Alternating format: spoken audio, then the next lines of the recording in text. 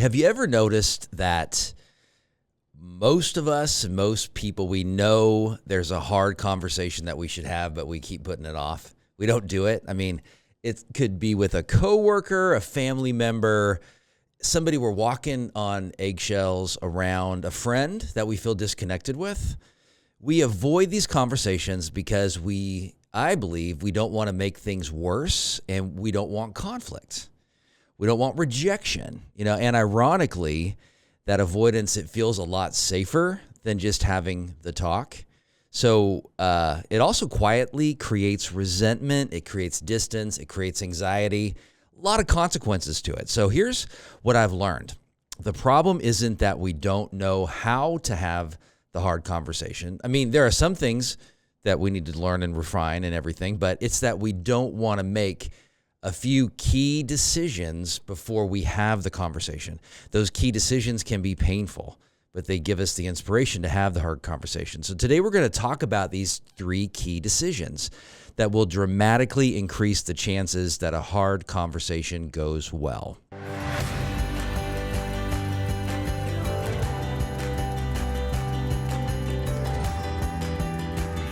First, it's identifying why we avoid the conversation in the first place. Second, preparing, not by rehearsing what we're going to say, but by planning to listen. We're going to talk about that. Talk about all 3 of these. And third, it's the commitment, scheduling it, committing it, and doing it, even when fear shows up, and it will. The fear will show up. So this isn't about perfection. It's about choosing courage over comfort and action over avoidance. So let's go ahead and dive in to this episode of the Decide Your Legacy podcast. It's on how to stop avoiding difficult conversations. 3 decisions that will create change, because that's what we're looking for, change. That's why we want to have these hard conversations. So welcome to the Decide Your Legacy podcast. I'm your host, Adam Gragg. I'm a coach and a family therapist. I'm the founder of Decide Your Legacy, founded it in 2012. And we help leaders and their teams face the issues they're avoiding. Why? So they can take productive action and make progress personally and professionally. From my point of view, everyone is a leader. You influence. Leadership is influence. You influence your neighbors, your kids, your family, your coworkers. It's influence. That's what it is. So joining me today, I have a special guest. He's a friend. His name's Troy Trussell. He is the founder of Trussell Media, the CEO of Trussell Media, and he has a new podcast himself. And it's really great. It's called Strategic Motion. Strategic Motion, yes. Strategic Motion. And I wanted to have him on this episode because about a month ago, I believe, he had a hard conversation with me. It was really casual, but basically what he said is, because I would actually show up to the studio late sometimes, unprepared and not ready. And he said, Adam, I generally charge people for this time. Like it's an hour block of time, and Troy's a personal friend.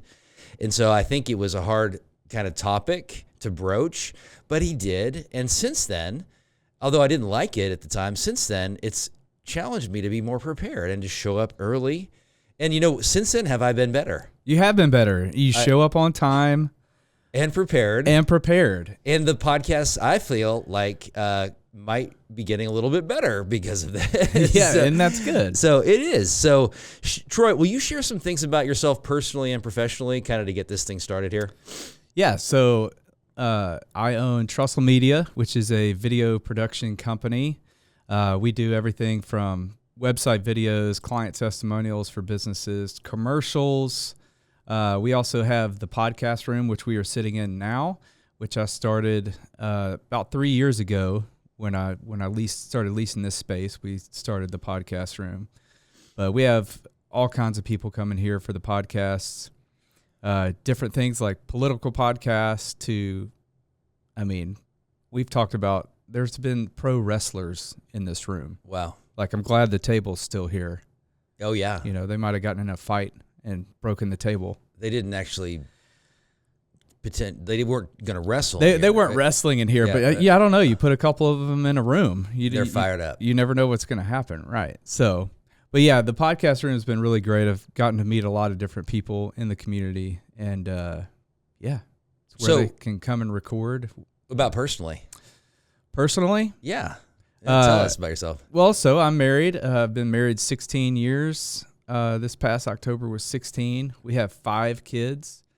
Our oldest is 15. We're from Shreveport, Louisiana. Yeah. And so we moved up to Wichita in 2011 when our daughter was 1. And then we had 4 boys after her. So we have 5 kids, 1 girl, 4 boys. Yeah. That's cool. I know. There's 5 always kids. something going on at the house, man. I know. Did you ever think you'd have 5 kids? Was that? No. So when my wife and I first started dating, that first year, well, we were engaged in 3 or 4 months and then got married the same year we started dating. But that summer, we went to my aunt and uncle's 50th wedding anniversary. And they were sitting up at the front table, and their 4 kids were with them at the table. And then in front of that, it was just all the grandkids. And there's like 20-something grandkids. And we were like, man, that'd be nice. Like because we knew we were getting married. It's like in 50 years, what if we looked out and saw that, And so that day we decided that we were going to have 4 kids. Okay. And then after our 4th was about 1 year old, my wife was like, she came to me and said, I think God's telling me we're going to have a 5th kid. Okay. And I was like, no, he's not. God hasn't told me that. But sure enough, yeah, we had a 5th kid, and we were hoping for a girl, but we got another boy. So. Yeah. Okay. Don't tell him that. When he's old enough, maybe. Maybe. Okay. Okay. So what I'm going to do today is I'm going to ask Troy questions related to this topic of having hard conversations, and then address these 3 decisions as we go. So a few things here about hard conversations. They're unavoidable because you're going to eventually have them. It's just if you keep waiting, you're making a small problem a huge problem. So the avoidance always costs more over time. The goal isn't perfection, it's courage, it's clarity, it's getting the change, it's starting the change, it's connection. I mean, keep that in mind, it can be very helpful. And so another thing is these 3 decisions anyone can make. You will see that you can make them. And I want to tell you too, like there's a link to a 1-page worksheet that goes along with this podcast. You can jot down some notes. The way you can download that worksheet is through the show notes for the YouTube video of this podcast. So it's about having hard conversations. You're going to want to do that. So some of the costs of not having hard conversations, continued misunderstanding based on assumptions, not clarifying things. You start demonizing other people rather than getting to know them because you're assuming certain things about their reaction, which it's kind of objectification. So you get tons of stress, loss of sleep, damage to your health, physical, mental health. The costs are significant. So let's go ahead and jump on in. So have you ever noticed that how when you are starting to contemplate that you're going to have a hard conversation, you can justify and minimize and just tell yourself, like, it's not a big deal. I can do it tomorrow. I can wait. Or it's going to be, they're busy right now. I'll wait a month because it's Christmas time or it's New Year's time or it's, you're just doing things to make excuses. So, Troy, what do people usually say they're afraid of when they're avoiding, from your perspective, when they're avoiding having that tough talk? I think they're afraid of the reaction that they're going to get from the person. So you play all these things in your head, right? You're assuming things, and you really don't know what the person's reaction is going to be. And in my experience, most of the time, once you have that hard conversation, you've played up so many things in your head to make it like worst case scenario that really most of the time when you have that hard conversation, it really wasn't that bad. Even if it goes bad, it wasn't as bad as you thought it would be. Right. Even if it goes bad, it can still not be the worst case scenario that you thought created in your head. It was totally kind of. So what's really underneath and behind that fear, in your opinion, that people have? I think it's just fear of being rejected. Yeah. Fear of not knowing the outcome. Yeah. Yeah. Fear of maybe it getting worse by bringing it to light. So than it would be to hide from it. Right. Yeah. So the strong emotions, like because I think it's how will I handle it if I don't get the reaction that I want? I don't know what their reaction is going to be, and I don't want to feel those feelings of discomfort. So I'd rather just not have the initial discomfort that you're going to have. I mean, it doesn't make sense, but that's really one of the things that can be motivating is to say, like, what is it? What is kind of the cost of this, of not addressing?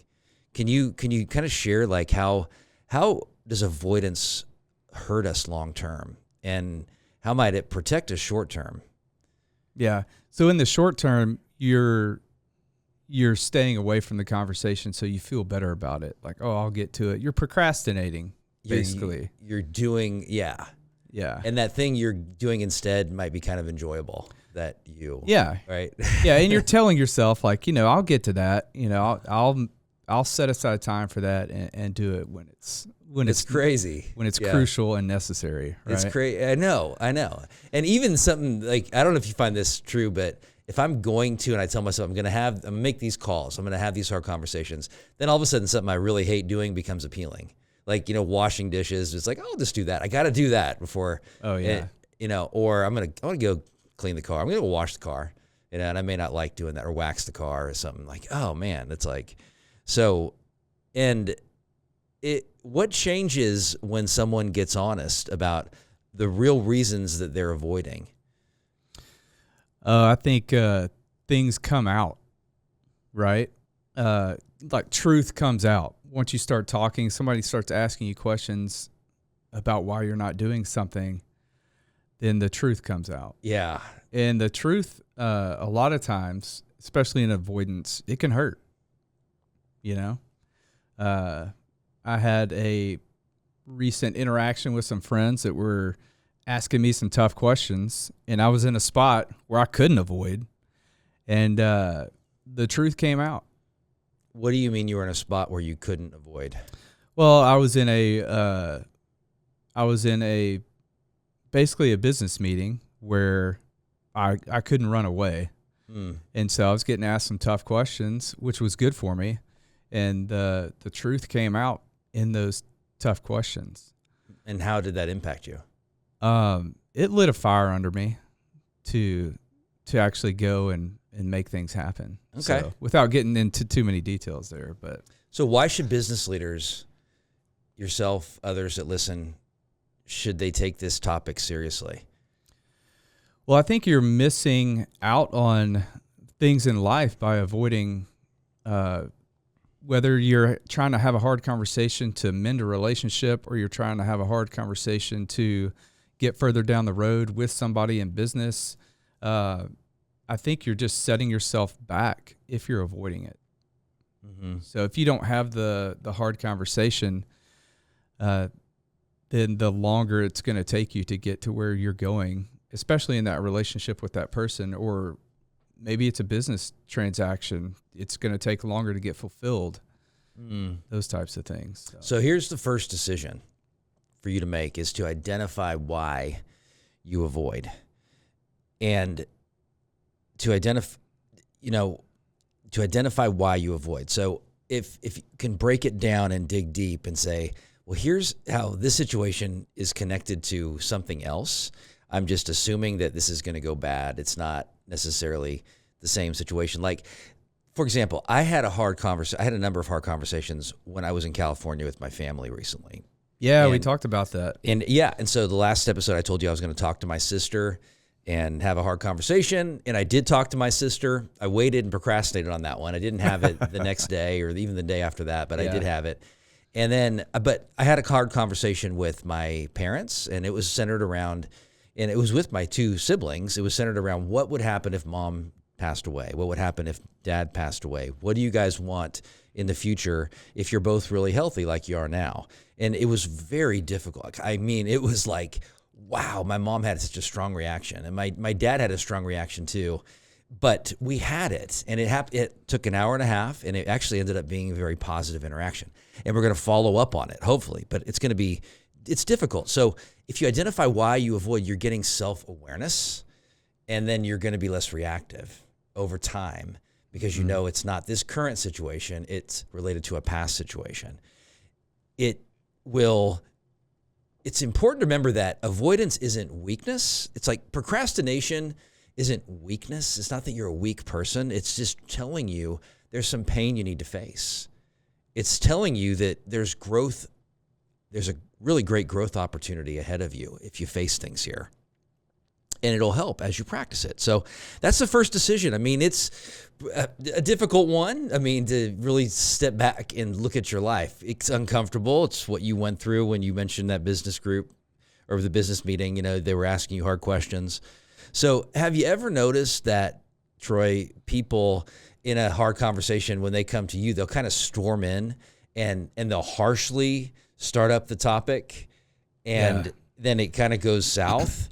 So why do most people prepare to talk instead of being prepared to listen? I mean, in that instance, it could be coming from anger, right? And they could be storming in, like wanting to get their point across and wanting to have the first and last words, maybe. You know, so they're coming in guns a-blazing. Mm-hmm. But I also think in that situation, you should come in curious and maybe wanting to ask questions so that you can spark up a conversation instead of just drilling your answers that you've already prepared into somebody. So if you come in, you storm in, it feels less vulnerable because you're prepared for all the different things that they can say. It's vulnerable to be prepared to listen because you're letting go of what you don't know what they're going to say, but then you can go much deeper in the interaction. Yeah. So it's a safety thing. You know, have you noticed that also it's hard for you potentially to listen, yet it's like more people are prepared not to listen than to listen. So what does it practically look like in a hard conversation to listen 80% of the time? Yeah, you just have to shut up and not talk. And that's really hard for a lot of people to do. Very hard. Especially if someone's coming at them, guns a-blazing. If you're the one who's bringing up the hard conversation, if people aren't actually used to that, you're not prepared to listen, you're not going to go deep with it. And it's just going to stay on the surface level most likely because it's agenda driven. And it's kind of powerful to think, like, what if I go out to lunch with one of my kids or one of my friends and I just have this, I'm going to listen 80% of the time. You know, people aren't used to that. No. It's like, but to me, well, I know for you listeners, that'll take away so much anxiety because you're taking your agenda off the table. And you can go into business meetings that way. You can go into sales calls that way. You're just trying to understand where they are. And you're getting past the defensiveness because they're starting to see that you just want to understand them. And you like them and you want to help them.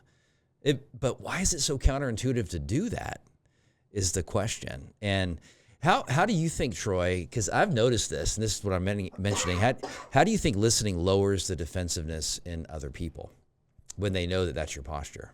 I don't know. I think it's really hard for people to actually sit there and listen 80% of the time because people want to talk. But I think there's power in being silent. And so when you ask a question and you're able to, when you ask a question in a hard conversation and you're able to be silent and let the other person talk and actually think about what they want to say in regards to that question, I think that can be really powerful. And it kind of lets the defense down if you're the one bringing up the hard conversation. If you can be silent, it lets the other person think, gather their thoughts, and then give a good answer to the question. Mm-hmm. You see it melting away. Right. Once you get to that point. That's what happened with my parents is once they saw, and I had to tell my sister at times, I said, and I was kind of blunt, like, listen, let's listen. Because I challenged her to that. I challenged her to listen 80% of the time. And she likes to chime in. And my brother did a really good job of listening. He's pretty good at that, actually, believe it or not. So, yeah. But I could see their defensiveness stop. I made one mistake in that interaction, and I asked them if they'd go to this coffee shop by my parents' house, and they didn't want to go because they thought we were going to meet at their house. I should have prepped them with the fact that we'd go somewhere else. I wanted to go to a public space where there were private areas because I felt like it'd be less reactive. Oh, yeah. Because there are other people around there in the situation. So, but that was a mistake on my part. So What are a few questions that if you're listening, that you can ask that could help someone feel heard? For example, for me, a couple questions are like just saying, what's your perspective on this? You share, hey, this happened. Mom, dad, this is subtly brought up at times, but we've never really talked about it, about what happens if something happens to you, mom or dad. What's your perspective on this? Where do you sit on this topic? Can you think of questions that can be helpful for you? Yeah, that's good. I think in a conversation, after you've been listening for a while, if you can repeat kind of what that person has said and then ask them, am I hearing you correctly? That's powerful. Is this what you're saying? Am I hearing you correctly? And I think that really lets somebody know that, oh, you're actually listening to me. That is a big deal. So the second decision, here it is to plan in advance to listen. Plan in advance to listen. Preparing is good too. Preparing, but very basic information. The topic, you share an example, you share your feelings about it, your concerns about it, you ask them their perspective. This shifts it from control to curiosity. And I like to journal and write out a few things before I go into the conversation. That does help me, except I even put that off often. And I know I was planning on having this conversation with my sister, kept putting it off. But once I was able to look at my notes on it and go and look, because I had written some things down, then I was able to actually handle it with more confidence. It became a lot lighter for me. And even just see that says like, just listen, Adam, just listen, Adam. It's pretty amazing how that works out.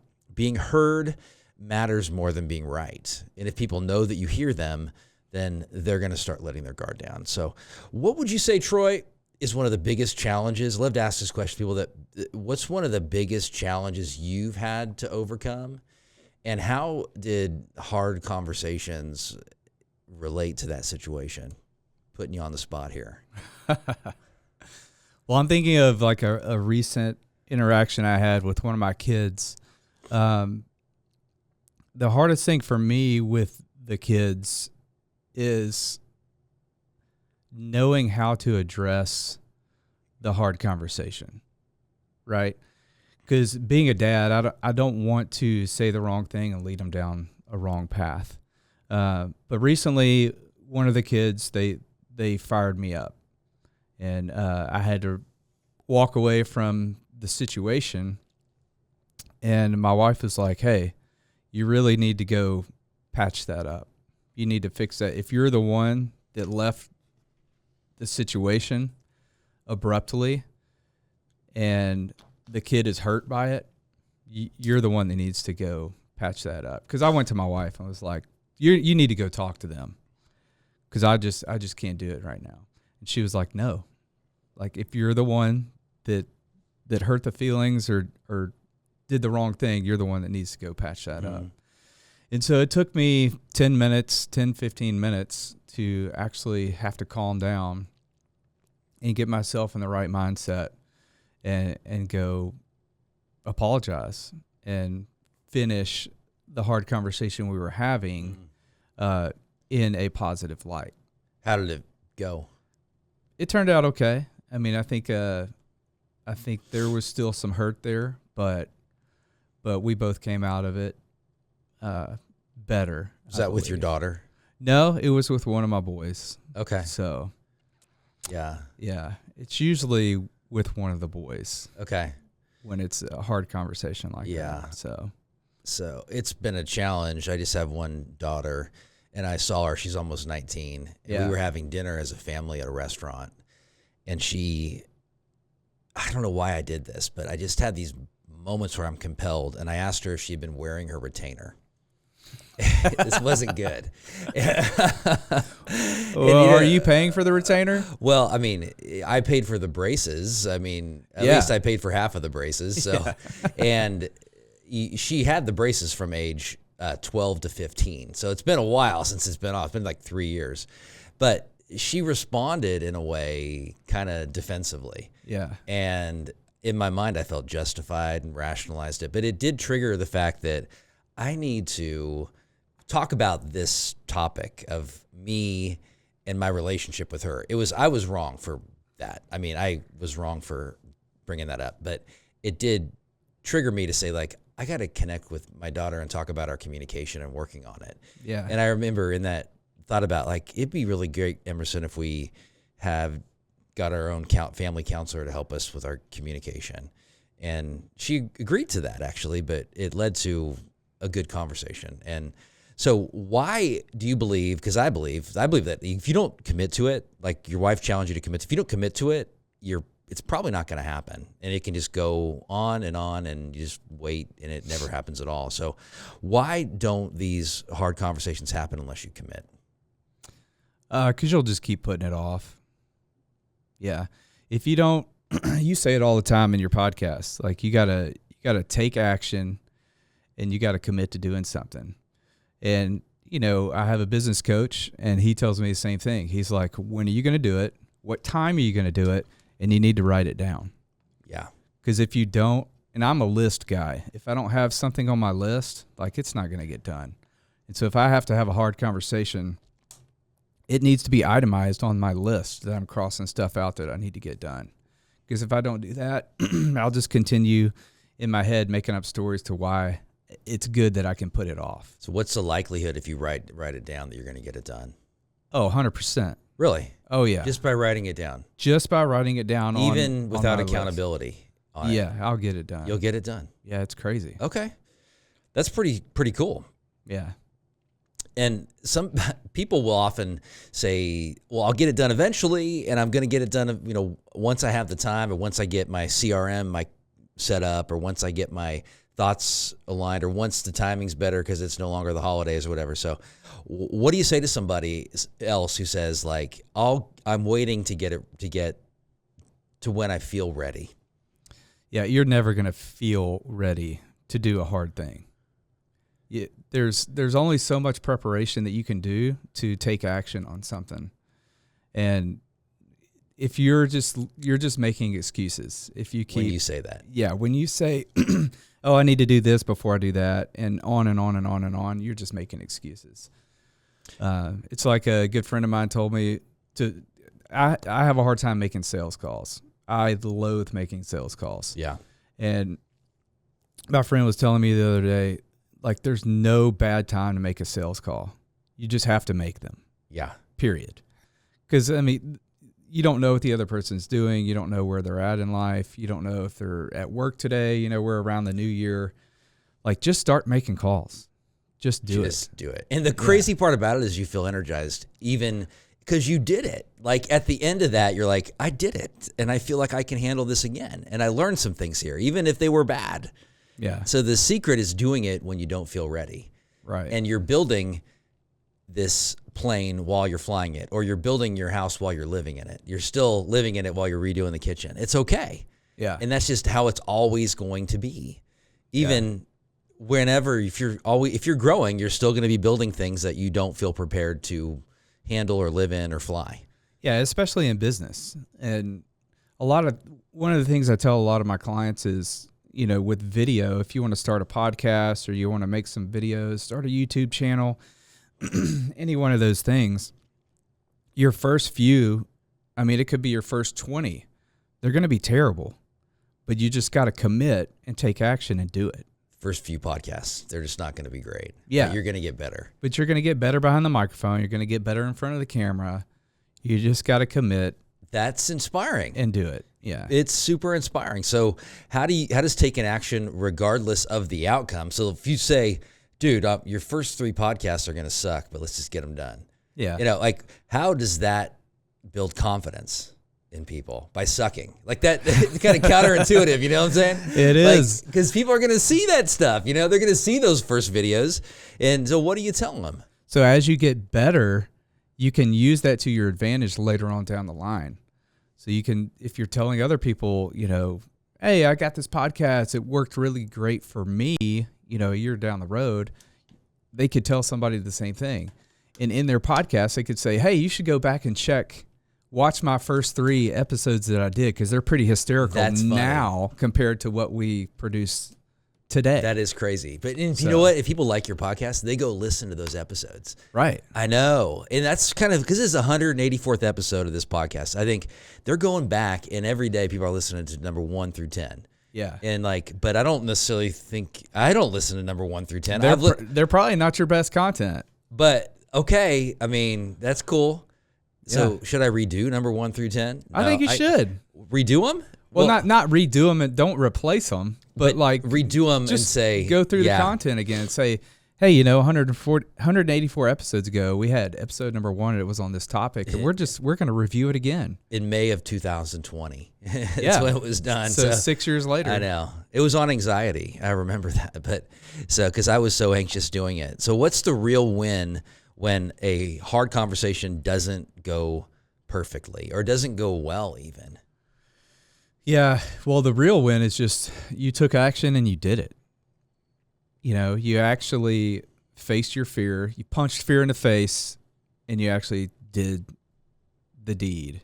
So whether it went well or not, I think you can cross it off your list, and you did it. You may add something else to your list that says, you know, may need to revisit that again. Yeah. But, I mean, that's life, though, right? 100% of the time, it's not going to go well. No. But it's probably going to go better than you think it will. And a lot better than if you avoided it. Exactly.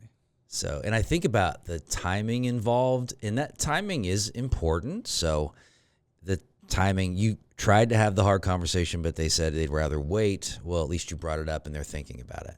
Yeah. So there is something to be said about that. Anyway, now, so third, well, I would also say one of the real wins is that you had a chance to help somebody by bringing up this way that you could help them, or by bringing up this topic that you were curious about, and they started to think about it. They started to step back from their life, and then that can lead to change. Yeah. In addition to the fact that you just did it, and you can say, like, I did it. I mean, there's a big gain in that. I want to get better, but I'm going to focus on that gain, not the gap, as Dan Sullivan would say. So the third decision is schedule it, commit, and then actually do it. You move it from insight to action. That's a big deal right there. So you get courage, and it grows as you take action in the midst of not having the certainty in the actual results. So if you can challenge other business leaders to do one thing to grow here, what would it be, Troy? Take action. Make sure that if you're not a list guy, however you plan to take action, whether it's scheduling it, just take action. Just do something. And so which of these three decisions you believe is the hardest for most people? You know, whether it's to figure out why you're avoiding, to prepare to listen, or to take action. They're all hard. I mean, they're all pretty hard when it comes to, you know, what's hardest for most people? I don't know. I would say preparing, because once you decide that you're not going to avoid it anymore, then you have to actually prepare to go into the conversation. So I think that for me, that would probably be the hardest. And especially deciding to listen, because we all like to talk, and it's hard to just sit there and ask a question and wait for an answer, you know, and doing that 80% listen. So that would probably be the hardest part for me to overcome. For you. Yeah. I would say for me now, it's the prepare part as well. For me, it's the hardest and the part that I put off the most. But for a long period of time, I just didn't know why and didn't want to reflect on why I avoid. And so that would be really hard. So it kind of depends on where you are in your own personal growth when it comes to having conversations, because that self-awareness, if you don't have that like, I'm avoiding not because of reality in this situation, I'm actually avoiding because of my past and these mindsets that I'm stuck on that aren't actually true, then if you can't go there, it's not going to motivate you to actually prepare and then take the step. Right. So I would say that's some hard work there. So I can think of small things people can do to work on this. And I want to know from you, Troy, what you think. So for example, what are small conversations or less hard conversations, if you want to put it that way, that you could engage in that would be practice? And the one I can think of is just go to lunch with a friend, go to coffee with a friend and say, I'm going to listen 80% of the time. even tell them that, like, I'm working on my listening, man. And so, because maybe they're wondering why you're doing this, but go to a business meeting and just listen and like not have an agenda. I mean, have a loose agenda and share when you need to share, or just practice encouraging somebody when you normally wouldn't, in your family, a friend, when just texting them and encouraging them. So what say you, Troy? Yeah, I think committing to doing things, other hard things in your life that you're really having a hard time doing. Maybe it's, hey, I'm practicing intermittent fasting. I'm going to commit to doing it for like five days this week and see if I can get that done. If I can commit to doing something else like that, then I can commit to stop avoiding and then preparing to have a hard conversation. Yes. So committing, and it's kind of like creating a habit, and stacking those habits. I think there's a book about that, Atomic Habits. Whereas if you have a habit, if you create a habit doing something, you can create another habit on top of that and stack them and get better at doing things. So that's a big deal. Yeah. So in review, identify why you avoid, prepare, plan to listen 80% of the time in that conversation, schedule it, commit, and actually just do it. Remember, you can download the one-pager, take some notes, go to the YouTube video of this episode, which we're going to link in the show notes here, and then download it and go through it. So I had, as I said, I had committed to having the conversation with my sister, yet I kept putting it off. I was not even going to have it until my friend Alan, who I had talked to about it, he reminded me and asked me. And then I went ahead, I looked at my notes, everything. I went ahead and had the conversation like right then, because he had texted me and I wanted to respond to him saying, yes, I got it done. I didn't want to give him the timeline of when, but it was encouraging that he asked me. And it was casual, not too serious. She thought about it. I feel like it left her with something to think about. So if today's conversation between me and Troy stirred something in you, there's probably a reason. Hard conversations don't go away on their own. And clarity doesn't come from just thinking about it, not doing anything else. So growth happens when you decide to act. If you want help in identifying what's holding you back, preparing for hard conversations that matter, building confidence, that's exactly what we help business leaders and teams talk about stuff, help them do. You don't need to be fearless. You just need to be able to have a plan and be willing to take the next right step. Decide, act, and repeat. So Troy, how can listeners get more of you and, connect with your podcast, Strategic Motion, and all this? Yeah, so you can look up Strategic Motion. It's on Apple, Spotify, also on YouTube if you want to watch it.